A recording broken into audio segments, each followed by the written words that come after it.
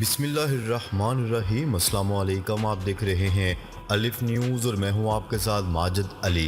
شامل کرتے ہیں آج کی ہیڈ لائنز۔ سمندری طوفان کراچی سے 470 کلومیٹر دور، شہریوں کو گھر سے باہر نہ نکلنے کی ہدایت۔ روسی وزیر خارجہ نے پاکستان کے لیے خصوصی پیغام جاری کر دیا۔ شمالی کوریا کے صدر نے ملک میں بڑی پابندی عائد کر دی۔ ایران نے امریکہ سے جوہری معاہدے کی بحالی کے لیے مذاکرات کی تصدیق کر دی۔ روس کے لیے پیغام، نیٹو کا تاریخ کی سب سے بڑی فضائی مشقوں کا آغاز۔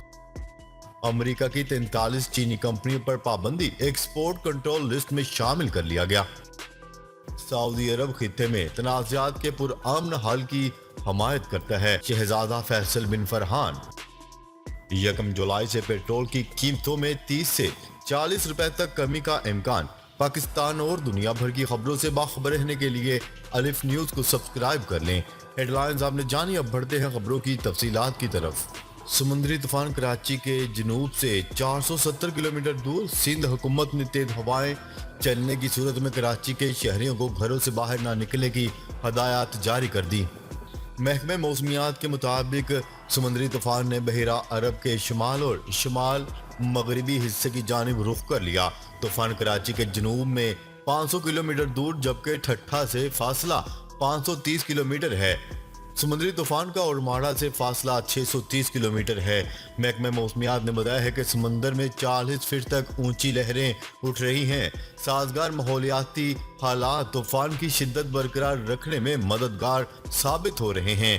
سمندری طوفان کل صبح تک مزید شمال اور شمال مشرقی جانب بڑھے گا۔ محکمہ موسمیات کا کہنا ہے کہ 15 جون کی سپہر طوفان کیٹی بندرگاہ اور بھارتی گجرات سے ٹکرائے گا۔ محکمہ موسمیات کے سائیکلون وارننگ سینٹر سے طوفان کی مانیٹرنگ کی جا رہی ہے۔ سندھ کے جنوب مشرقی ساحل پر طوفان کے اثرات مرتب ہوں گے، جبکہ دوسری طرف انتظامیہ کی طرف سے ڈیفنس کراچی کے رہائشیوں کو سی ویو اور درخشاں کے گھر خالی کرنے کا مشورہ دیا ہے۔ خبر کے اگلے حصے میں بات کرتے ہیں۔ پاکستان اور روس کے سفارتی تعلقات کو 75 برس مکمل ہو گئے۔ اس موقع پر روس کے وزیر خارجہ سرگئی لاروف نے خصوصی پیغام جاری کیا ہے۔ روسی وزیر خارجہ نے اپنے ویڈیو پیغام میں کہا ہے کہ پاکستانی عوام کو دونوں ممالک کے سفارتی تعلقات کے 75 برس مکمل ہونے پر مبارکباد پیش کرتا ہوں۔ ان کا کہنا تھا کہ ہم جانتے ہیں کہ پاکستانی روس اور روسی صدر ولادیمیر پوٹن کے لیے کتنی عزت رکھتے ہیں، ہم اس کو قدر کی نگاہ سے دیکھتے ہیں۔ انہوں نے کہا ہے کہ روس ہمیشہ سے پاکستان کے ساتھ تعاون کو فروغ دینے کا حامی رہا ہے اور کسی بھی حالات میں اس موقف سے پیچھے نہیں ہٹا۔ اس موقع پر پاکستان کے وزیر خارجہ نے بھی خصوصی پیغام جاری کیا۔ بلاول بھٹو نے کہا کہ روس اور پاکستان کے درمیان سفارتی تعلقات کے 75 برس مکمل ہونے پر سب سے پہلے میں روس کی لیڈرشپ بالخصوص صدر پوٹن کی ذاتی کوششوں کو سراہتا ہوں۔ ان کا کہنا تھا کہ روسی صدر نے روس پاکستان دوستی کی حمایت کی، اسے فروغ دیا اور اسے مزید وسیع کیا۔ خبر کے اگلے حصے میں بات کرتے ہیں۔ شمالی کوریا کے صدر کم جونگ ان نے ملک میں خودکشی پر پابندی عائد کر دی۔ انہوں نے اپنے حکم نامے میں کہا ہے کہ خودکشی کرنا اشتراکیت کے خلاف غداری ہے۔ ان کا کہنا تھا کہ مقامی حکومتیں خودکشی روکنے کے لیے اقدامات کریں۔ خودکشی کی صورت میں عہدیداران کو ذمہ دار ٹھہرایا جائے گا۔ شمالی کوریا کی طرف سے ملک میں خودکشی کے اعداد و شمار جاری نہیں کیے گئے، لیکن جنوبی کوریا کی نیشنل انٹیلیجنس سروس نے مئی کے آخر میں اپنی رپورٹ میں کہا تھا کہ شمالی کوریا میں پچھلے سال کے مقابلے میں رواں برس 40% اضافہ ہوا ہے۔ جنوبی کوریا کی انٹیلیجنس سروس نے کہا کہ شمالی کوریا میں پرتشدد جرائم میں بھی اضافہ ہوا ہے، کیونکہ وہاں لوگوں کو اپنی ضروریات زندگی پوری کرنے میں مشکلات کا سامنا ہے۔ شمالی کوریا کے ایک صوبے کے عہدیدار نے ریڈیو فری ایشیا کو بتایا کہ صدر کم جونگ ان کی طرف سے خودکشی پر پابندی کا خفیہ حکم نامہ صوبائی، شہری اور ضلعی سطح پر پارٹی کے کمیٹی رہنماؤں کے لیے منعقدہ ہنگامی میٹنگز میں دیا گیا ہے۔ خبر کے اگلے حصے میں بات کرتے ہیں۔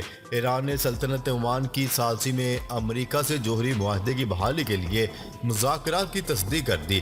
تہران میں ہفتہ وار بریفنگ کے دوران ایرانی وزیر خارجہ کے ترجمان ناصر کنعانی کا کہنا تھا کہ ایران جوہری معاہدہ بحالی کے سلسلے میں عمانی حکام کی کوششوں کا خیر مقدم کرتے ہیں۔ ان کا کہنا تھا کہ جوہری معاہدے کی اثرنو بحالی کے لیے عمان کی ثالثی امریکہ سے بلا واسطہ بات چیت جاری ہے۔ اگر امریکہ سنجیدگی کا مظاہرہ کرے تو قیدیوں کے تبادلے پر بھی اتفاق کیا جا سکتا ہے۔ انہوں نے بتایا کہ عمان کے ذریعے امریکی پابندیوں کے خاتمے پر پیغامات کا تبادلہ کیا ہے۔ ہم نے سفارتی عمل کو کبھی نہیں روکا اور نہ ہی بات چیت خفیہ رکھی۔ امریکی محکمہ خارجہ نے ایران سے عمان میں مذاکرات پر ابھی کوئی بیان جاری نہیں کیا۔ میڈیا رپورٹس کے مطابق ایرانی اور امریکی حکام علیحدہ کمروں میں بیٹھے تھے اور عمانی حکام دونوں وفود کے پیغامات ایک دوسرے کو پہنچانے کا کام کر رہے تھے۔ کیا رہے کہ 2015 میں ایران اور 6 عالمی طاقتوں امریکہ، برطانیہ، روس، فرانس، چین اور جرمنی کے درمیان جوہری معاہدہ طے پایا تھا، جس کے تحت ایران نے یورینیم کی افزودگی محدود کرنے پر آمادگی ظاہر کی تھی۔ خبر کے اگلے حصے میں بات کرتے ہیں۔ نیٹو نے جرمنی کے تعاون سے اپنی سب سے اہم فضائی مشقیں شروع کر دیں، جس کا مقصد خاص طور پر روس کی جانب ممکنہ خطرات کے مقابلے میں اپنے اراکین کے اتحاد کو ظاہر کرنا ہے۔ مشق ڈیفینڈر 23 جون تک جاری رہے گی اور اس میں نیٹو کے 25 رکن اور پارٹنر ممالک کے تقریباً 250 فوجی طیارے شامل ہوں گے۔ اس مشق میں نیٹو کی رکنیت کے امیدوار جاپان اور سویڈن بھی شامل ہوں گے۔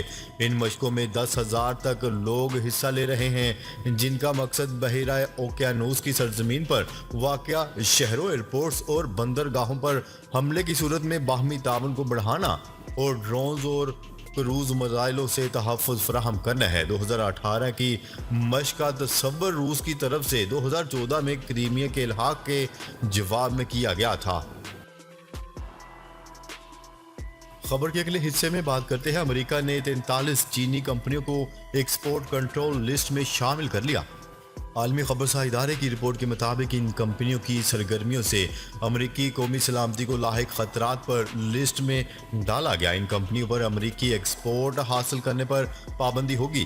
31 چینی کمپنیوں کو فوج اور ہائپرسونک ہتھیاروں کے لیے امریکی اشیاء لینے پر لسٹ میں ڈالا گیا۔ شنگھائی ٹیکنالوجی کمپنی کو ہائپرسونک ریسرچ کو سپورٹ کرنے پر لسٹ میں شامل کیا گیا۔ واشنگٹن سے خبرساں ایجنسی کی رپورٹ کے مطابق 43 چینی کمپنیوں میں ایسی 9 کمپنیاں بھی شامل ہیں جن میں پاکستان کا اشتراک ہے۔ خبرساں ایجنسی کی رپورٹ کے مطابق 9 چینی اور پاکستانی کمپنیوں کو پاکستان کے بیلسٹک میزائل پروگرام میں تعاون کرنے پر لسٹ میں شامل کیا گیا ہے۔ خبرساں ایجنسی کی رپورٹ کے مطابق 2 چینی کمپنیوں کو چین میں انسانی حقوق کی خلاف ورزیوں میں مدد دینے پر لسٹ میں ڈالا گیا۔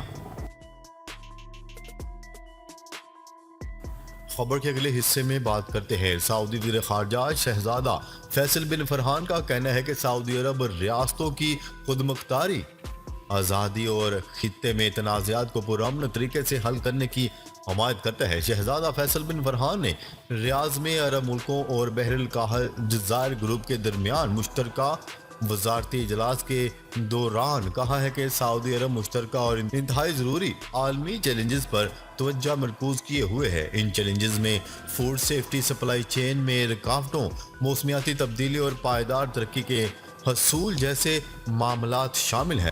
سعودی وزیر نے اس اجلاس کو عرب ملکوں اور بحر الکاہل کے جزیروں کے ملکوں کے درمیان سیاسی اور اقتصادی شراکت داری پر تبادلہ خیال کرنے اور مسائل اور چیلنجز پر تبادلہ خیال کرنے کا ایک مثالی موقع قرار دیا۔ خبر کے اگلے حصے میں بات کرتے ہیں۔ روسی خام تیل پاکستان پہنچنے کے بعد 1 جولائی سے پیٹرول اور ڈیزل کی قیمتوں میں 30 سے 40 روپے فی لیٹر تک کمی کا امکان ظاہر کیا جا رہا ہے۔ وزیر پیٹرولیم کے ذرائع کے مطابق روس سے آنے والے تیل کی جہاز سے آف لوڈنگ اور سٹوریج ڈسچارجنگ کا عمل جاری ہے۔ پاکستان اور روس کے درمیان ابتدائی طور پر 1 لاکھ بیرل تیل کا معاہدہ طے ہوا ہے۔ پہلی کھیپ کے نتائج کے بعد 7 لاکھ بیرل تیل پاکستان آئے گا۔ ذرائع کا کہنا ہے کہ روسی تیل آنے سے پاکستان میں پیٹرولیم مصنوعات کی قیمتوں میں کمی متوقع ہے۔ پیٹرول اور ڈیزل کی قیمتوں میں 1 جولائی سے 40 روپے تک کی کمی کا امکان ظاہر کیا گیا ہے۔ ناظرین، اب تک کے لیے اتنا ہی۔ مزید خبریں لے کر بہت جلد آپ کی خدمت میں حاضر ہوں گے۔ تب تک کے لیے اپنا خیال رکھیے گا۔ اللہ نگہبان.